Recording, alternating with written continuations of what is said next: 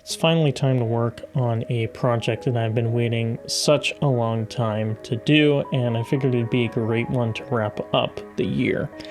These Hella rally lights that I have on my car are super old. I mean, they've been on the car, well, at least for a few years now, but they're really starting to show their age a bit. They're all dirty and hard to clean. The covers on the lenses are cracked. It's finally time for some sort of an upgrade.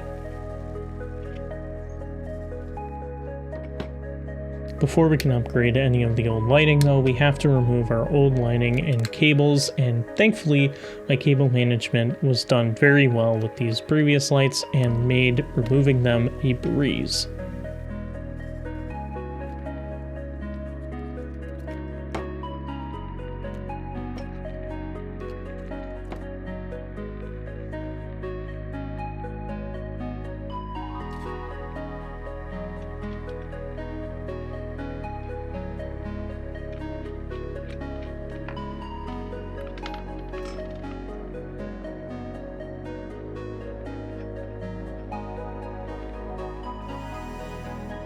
Once we have the old lights removed, it's finally time for the new ones. Auxbeam sent me out their new V Ultra series lights. These are pretty cool lights in my opinion, and because I'm such a fan of round LED lights, I knew these were going to be perfect for the adventure wagon.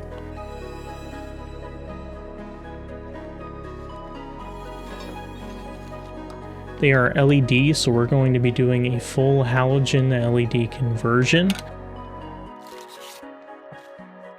And what's cool about these lights is they have the main LED on the center and sides, and then they have these amber X-like patterns for daytime running lights, which are super cool. To mount these, it does come with all the hardware that you need, and I'm going to be changing the 2 only light setup on the top to a 4 light setup, which I think is going to be really cool and is going to offer quite a bit of light in the long run.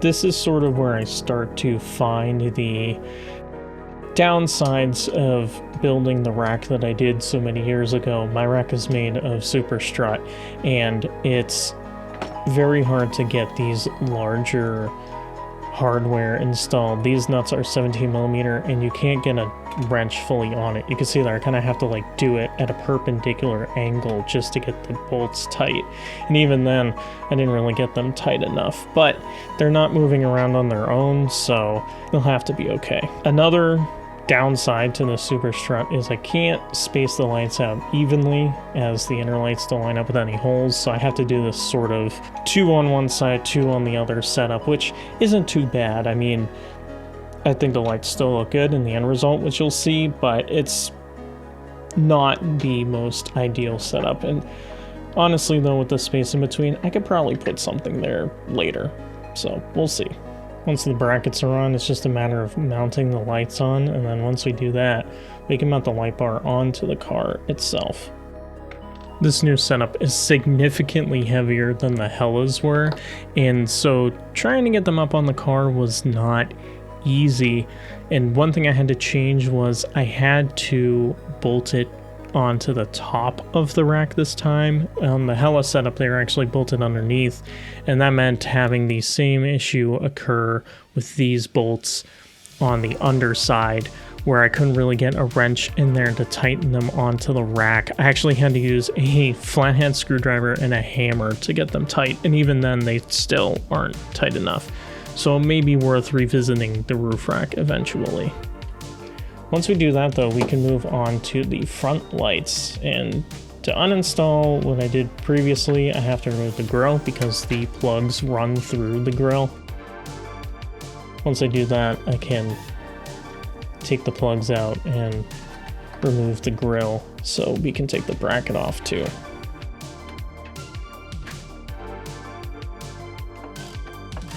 Instead of bolting these Hellas on the front, I actually welded the mount straight to the light bar that I made, which in theory did work well, but the one issue with doing that is it's very hard for the lights to be removed, which you're about to see in a second. it takes a lot of twisting and a lot of maneuvering because these brackets no longer have flex in them being welded. When they're bolted, they have a bit of flex and make it easier, but these lights I really had to just snap out of the old mounting brackets. Once we have the lights off, it's just a matter of removing the light bar itself. That's just with 2 screws on the top and then 2 bolts on the bottom where the license plate are. I did add those brackets on top before to help with the flex. If it's just mounted to the license plate holes, the lights will jiggle around a lot, and that's definitely not something you want with lights on your car. Then it was just a matter of grinding off the old brackets so we could get ready to weld on the new ones.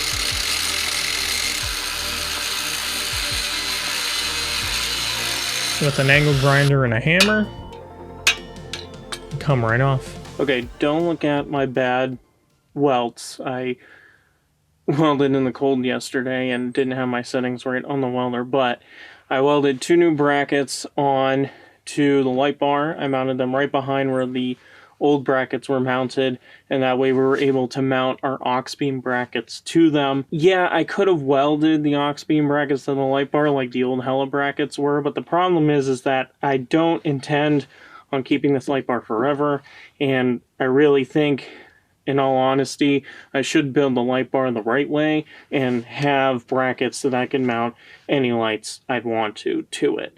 And everything came out okay. That bracket over there, that one's not perfectly straight, so the lights aren't exactly symmetrical, but it's close enough you'll barely be able to tell anyway.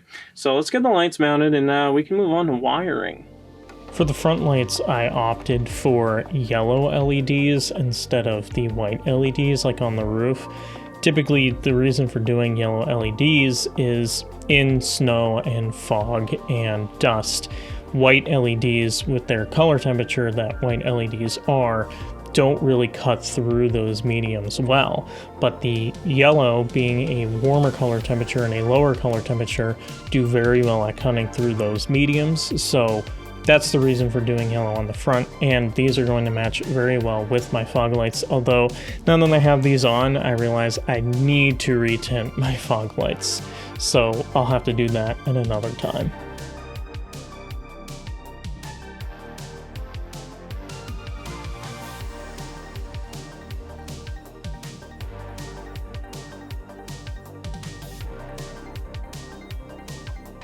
With the mounting done, it was time to move on to the wiring. The first thing we have to do though is remove all of the old wiring, which I had to do with a drill because those screws would not come loose by hand at all.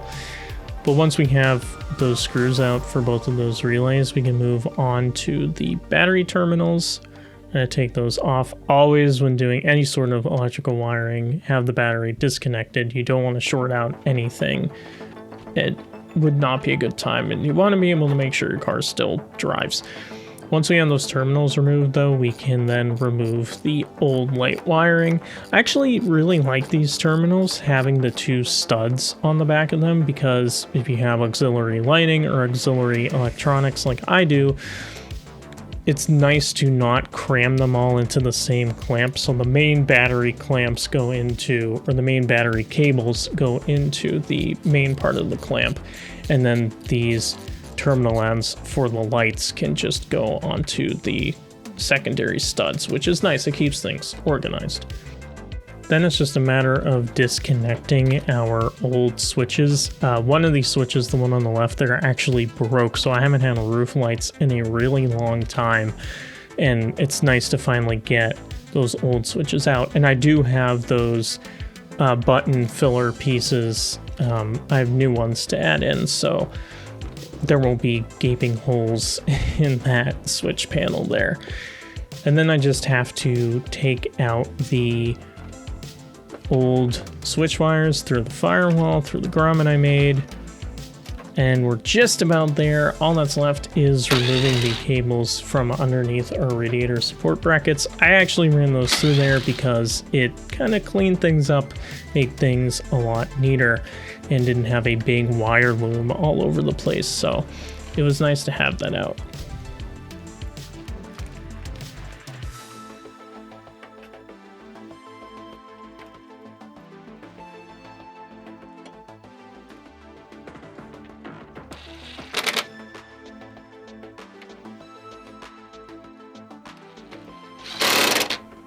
Then it was just a matter of removing the wires from around the airbox, and those wires, the old wires, can come right out. Okay, so I have removed all of the old wiring and old lights from the last 5 years. It's nice to see this engine bay not so full of wires. And now we're about to put more wires back in. Except, here's the thing.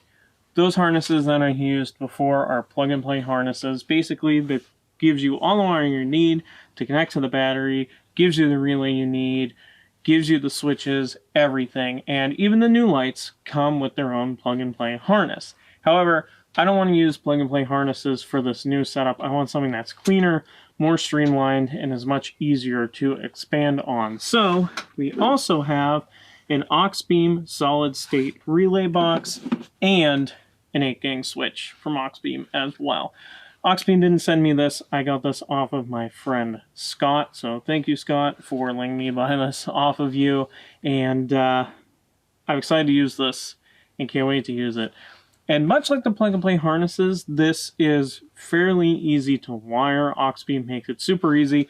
It could be a little intimidating at first to be cutting wires and splicing wires, but we only have to cut some of the wires and then they splice right into this box. So there really isn't too much extra wiring that has to be done at all. The challenge will be how it needs to be wired, and we'll get to that. But let's first install the solid-state relay box and run our harnesses for the wires, and then we'll reconvene. Now we can start mounting in our new wiring system.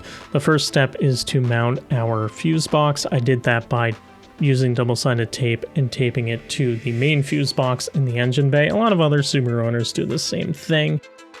And I thought that the hood might hit it, seeing how high it was in the engine bay, but it actually didn't. It stayed where it was and didn't make contact with the hood at all. I do kind of want to put it next to the fuse box though, but in order to do that, I'm going to have to get a new washer fluid tank, which is going to be a pain to find, but I'm sure I'll find something.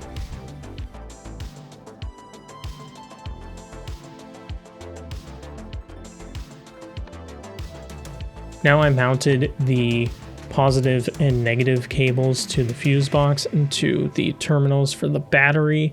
I will say these 10 gauge wires are very hard to maneuver, and especially in the cold, it's even worse, but I figured it out over time. If you've never done wiring yourself before in wiring lights, it's really not all that difficult. If you have a plug-and-play kit, it's just a matter of mounting things in the proper places and then running the cables where they need to go. If you're doing this fuse box like I am, there is a little bit of extra wiring involved, but once you understand where the switches are and what positives and negatives need to go where, it makes it way easier. Wiring is pretty simple. It's just there can be a lot of different parts within it, and that's what makes it more complicated. Then I plugged in my switch panel cable, which was the black cable, and the thin red cable there is for accessory power. You have to wire that into a specific accessory fuse. Unfortunately, my accessory fuses were inside the car. They weren't in the main fuse box. So I had to extend my cable about 2 to 3 feet longer to make it all work.